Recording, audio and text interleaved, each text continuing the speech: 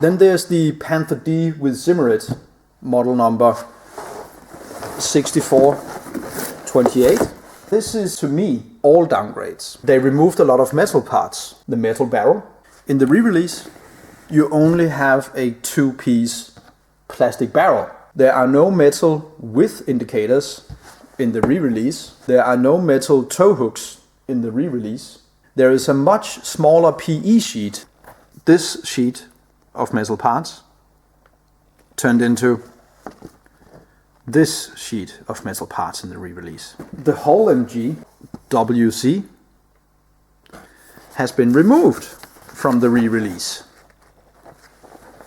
So the Hull MG cannot be shown if you buy the re-release. You now in the re-release have magic tracks instead of DS tracks. Seemingly Dragon moved away from DS tracks entirely, possibly due to the production issues we discussed earlier. Then there's the Panzerjäger 1. In the re-release there's over 700, and in the original version there's over 650 parts. The new version has a smaller PE sheet. The re-release is the top one and the original release is the bottom one. So there's some tool-related PE removed. This is the original version PE sheet.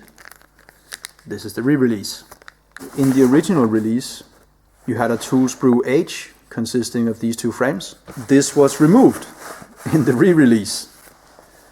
So now you have to use the older tooling from original Panzer I releases, which is known as sprue A, where you have these kind of blob-like clamps. It also says upgrade with magic tracks, but actually this original release also had magic tracks. And when you compare them physically, if you hold the two pieces together up against each other, they look exactly the same to me. The inconsistencies shown in these three examples mean that we can use new entries for these on scalemates with their corresponding instruction sheets, which will differ from the original releases. Otherwise, it'll look like the new releases are identical to the old ones, which, as you can see, is certainly not true.